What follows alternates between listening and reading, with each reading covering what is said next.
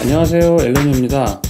오늘은 그 포스팅 예고를 해드렸던 대로 라이카 M10과 모노크롬으로 사진을 찍었을 때 어떤 차이가 있는지, 그리고 흑백 사진을 즐기려면 라이카 M10도 갖고 있는데 또 모노크롬을 또 사야 되는지, 아니면은 라이카 M10으로 모노크롬과 비슷한 혹은 뭐 큰 차이 없는 사진 생활을 즐길 수 있는지, 그런 이야기를 한번 드려보겠습니다. 사실 개인적으로 모노크롬을 알게 된 건 큰 축복이자 살짝 저주와 같기도 한데요. 왜냐하면 모노크롬 자체가 거의 라이카 M10과 비슷한 가격이기도 하거니와, 사실 솔직히 말씀드리면 라이카 M10과 모노크롬의 흑백 사진 결과는 블라인드 테스트로 뭐 어떤 사진이 모노크롬이냐 라고 물어봤을 때 구분하기 어려울 정도로 사실 라이카 M10도 훌륭한 그 흑백 사진을 뽑아줍니다.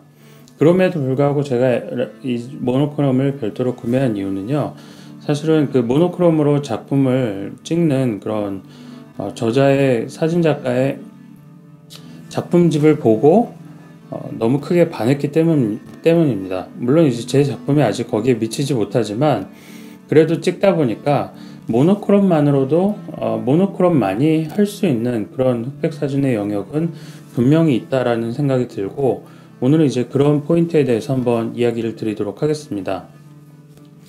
가장 먼저 이제 라이카 M10과 모노크롬이 큰 차이가 없다라고 했는데요.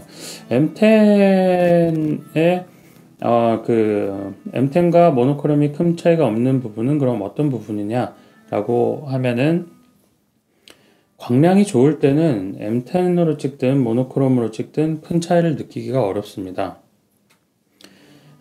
하지만 광량이 굉장히 좋지 않은 상황, 특히 ISO 기준으로 12500 정도 수준까지 올라가는 그런 광량이라면 사실 라이카 M10으로 찍기는 굉장히 어려운 상황이 됩니다.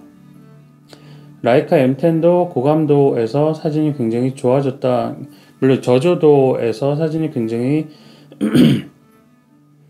노이즈가 덜 끼고 좋아졌다라고 하지만, 어떻게 보면은 6400 이상 ISO를 쓰기는 굉장히 어려운 상황입니다.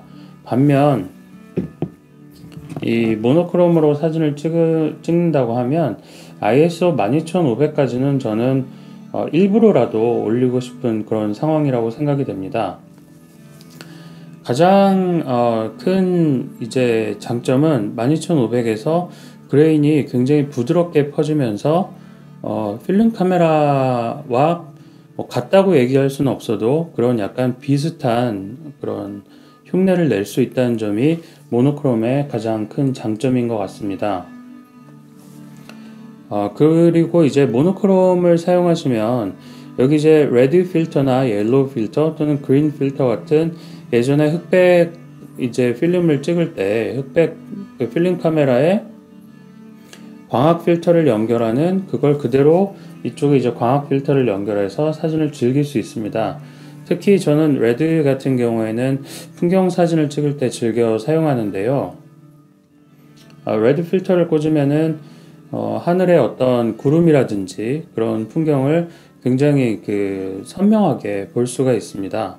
그리고 이제 옐로우 필터 같은 경우에는 특히 인물 사진을 찍을 때 제가 많이 사용하는데요. 인물의 어떤 그런 피부톤을 굉장히 부드럽게 만들어주기 때문에 그 옐로우 필터도 상당히 즐겨서 사용하게 됩니다. 그럼 이제 마지막으로 모노크롬을 구매하면 이 흑백 필름을 완전히 대체할 수 있을까요? 저는 단호하게 아니라고 생각합니다. 사실 제가 이제 라이카 M10을 사고 그 다음에 필름 카메라를 구매하고 그 뒤에 모노크롬을 구매하게 됐는데요. 모노크롬을 구매할 때 조금 희망했던 거는 흑백 필름 사진을 모노크롬으로 대체할 수 있으면 좋겠다 라는 생각을 했었습니다. 워낙 흑백 필름으로 현상하고 스캔하는 비용이 좀 압박이 되기도 했고, 또 이왕 고가의 바디를 구매한 김에 이게 완전히 필름 사진을 대체할 수 있으면 상당히 좋겠다라는 생각을 해봤는데요. 그레인이라든지 그런 느낌이 전혀 다릅니다.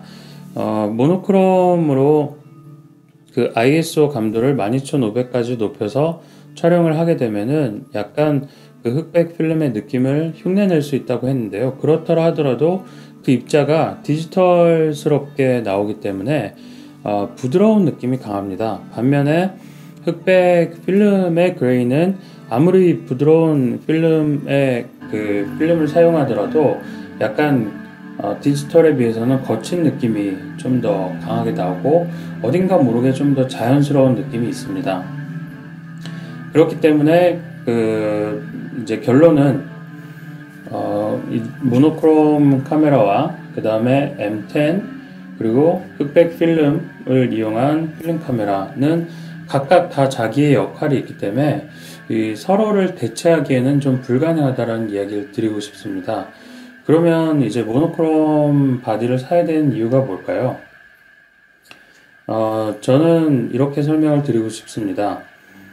디지털 사진으로 흑백 필름을 이제 흑백 사진을 즐기신다고 하면 모노크롬을 구매하신 다음에 ND 필터를 꽂아서 오히려 12500까지 ISO를 높일 수 있는 상황을 강제로 만들어서 그런 약간은 거친 흑백 사진을 한번 즐겨보시면 어떨까요? 그런 이유가 있다면 저는 모노크롬을 적극 추천을 드리고 싶습니다.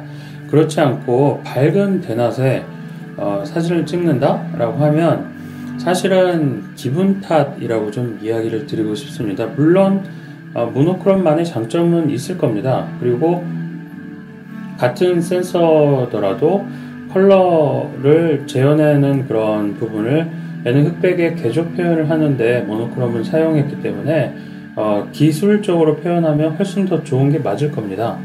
하지만 적어도 제 눈으로 바라봤을 때는 광량이 좋을 때는 M10과 모노크롬의 차이를 크게 느끼지 못한다는 점을 이야기 드리고 싶습니다.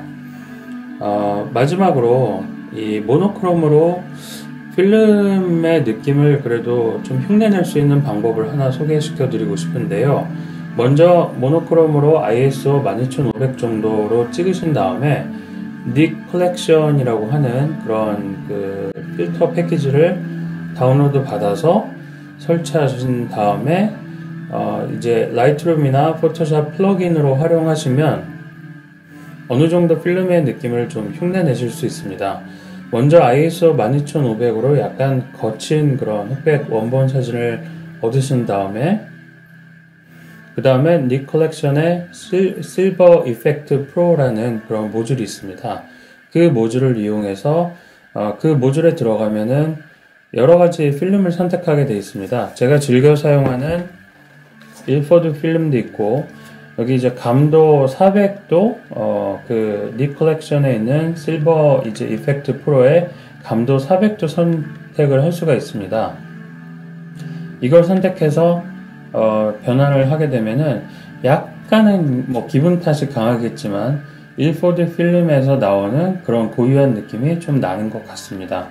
물론 이제 일포드 필름으로 찍은 결과와 걔를 나란히 비교하면 차이가 명확히 있습니다. 하지만 그 변환한 사진만 놓고 보면은 그리고 그걸 앨범에 섞어 놓으면은 필름으로 찍었는지 디지털로 찍었는지 구분하기 어려울 정도로 상당히 완성도 높은 흑백 필름 사진을 흉내낼 수 있다라고 한번 설명을 드리고 싶습니다.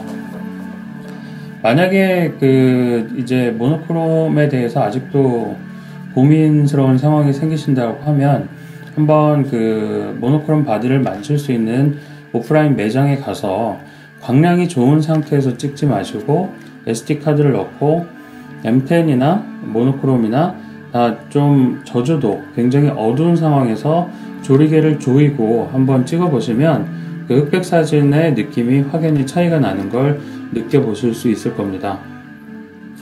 이번 영상으로 여러분들이 이제 흑백 사진을 즐겨 찍으시는 여러분들이 라이카 모노크롬에 대한 그 선택 기준에 대해서 좀 어느 정도 감을 잡으셨으면 좋겠고요. 굳이 이제 흑백 사진을 즐겨 찍지 않는다면 모노크롬을 선택하실 이유는 당연히 없을 것 같습니다. M10으로도 충분히 흑백 사진을 즐길 수 있다라는 이야기를 드리면서 이번 영상을 마무리하도록 하겠습니다. 감사합니다.